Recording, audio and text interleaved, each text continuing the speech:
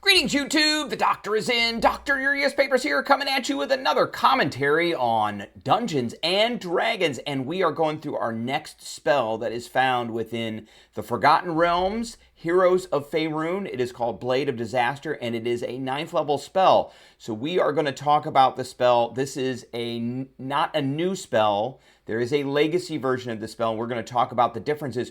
We're also going to look at the first place that this spell appeared, which was in 3rd edition way back in 2001. So lots to go over, lots to talk about. Stay tuned and don't go anywhere.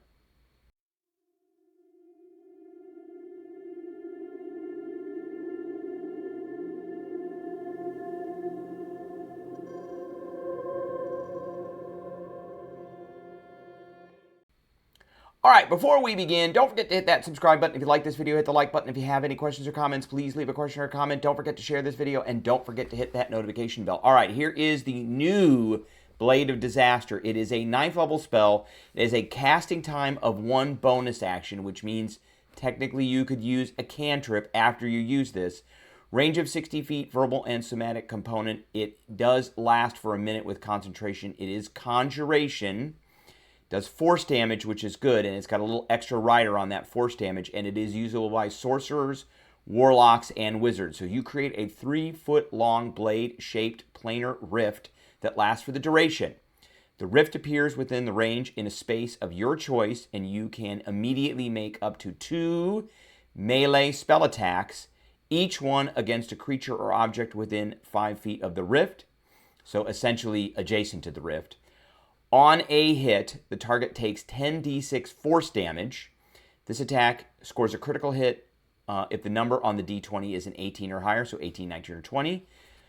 As a bonus action, on your later turns, you can move the rift up to 60 feet and repeat the 2 attacks against a creature or an object within 5 feet. Now, this is, as a bonus action, you can do this, meaning you could use your action to cast a spell later on.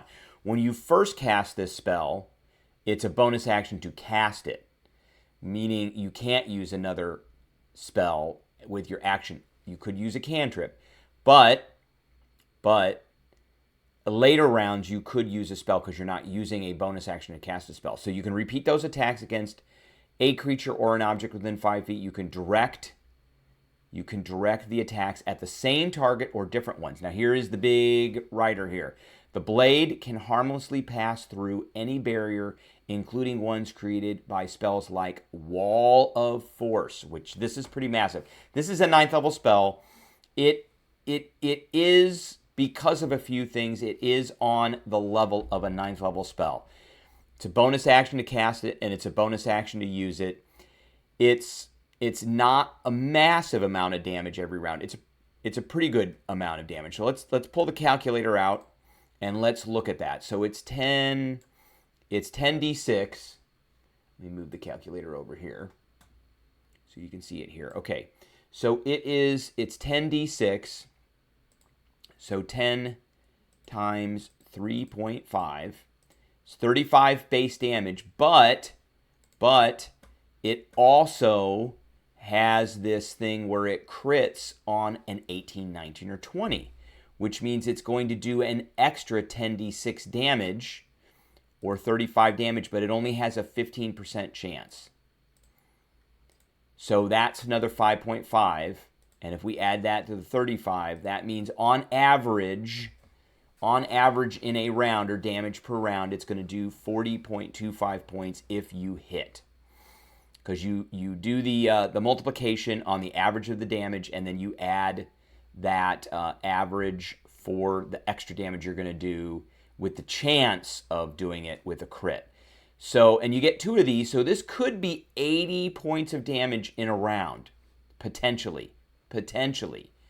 80 points per round, being able to go through any barrier, including a Wall of Force. And it's a bonus action to use it, and you can move it up to 60 feet. So it's a bonus action on later turns to move it and to repeat the attacks, which I think all of this is pretty good. So this is not a bad spell. I am going to give this spell a B+. It is a 9th level spell. Most campaigns are not actually going to get to this point. So let's move this over here and let's get rid of the calculator. So most campaigns are not going to get to this point. So you may not ever actually get to use this spell. So let's take a look. Like I said, there was a legacy version of this spell, and the legacy version of this spell was in Icewind Dale's Rime of the Frost Maiden. And then I believe it came out in Tasha's later on after that. So same 9th level spell, bonus action, casting time, range of 60 feet, duration of a minute. Basically all the same stuff. So let's read the text here. You create the blade. The blade lasts for the duration. When you cast the spell, you make up to 2 attacks, each one against a creature, loose object, or a structure. On a hit, it's 4d12 damage. Let's bring our calculator back here. So that's 6.5 times 4 is 26. So that's not 35, that's less. And it seems like the spell got nerfed, but it actually didn't. So this attack scores a critical hit on a 18, 19, or 20, and on a critical hit, the blade deals an extra 8d12 force damage for a total of 12d12 force damage. But it's a crit. It's a crit, so it's an extra 8d8 plus an extra 4d12 on top. So for the hit, you roll the 4d12. And if you crit, you pick up 4 other 12-sided dice plus another 8. So that is going to be 12 times 6.5 times 0.15, because you got a 15% chance to crit, plus 26. So it's 37.7 points of damage, not 40 like we saw before. It's almost the same. It's about 38. So there's a couple points of damage that are missing here. So, statistically, I think these are pretty equivalent. I think if you rolled all this damage out, let's say 100 times for this spell and 100 times for the new one, you would probably get the same result as for damage, with a little bit of difference in variance. That's about it. So then this one says, as a bonus action, you can move the blade up to 30 feet, not 60 feet, to an unoccupied space you can see, and then make up to 2 attacks again. And then it can go through a wall of force. So big difference here is this one does a little bit more damage, probably not statistically significant. And then as a bonus action, you can move it up to 60 feet. This one, you can only move it up to 30 feet. So this one, I gave the other spell, and we went over this spell too. So I gave the other spell a B+. I would give this one, I gave this one less. Now, this spell actually appeared way back in Magic of Faerun in 2001. So here it is right here, Black Blade, and it was called Black Blade of Disaster. So this is right around the time that 3rd edition had first come out. 3rd edition first came out around 1999, 2000. Then we got a 3.5 edition around 2001, 2, 3, after some things got changed. So this was kind of in that transition period between 3rd edition and 3.5. It's called the Black Blade of Disaster. It was a 9th level spell. Again, same thing. It was a casting time of 1 action. Had a range of close. So they did these things in close, medium, and long. And created the sword. You can concentrate up to it, and it lasted for around a level.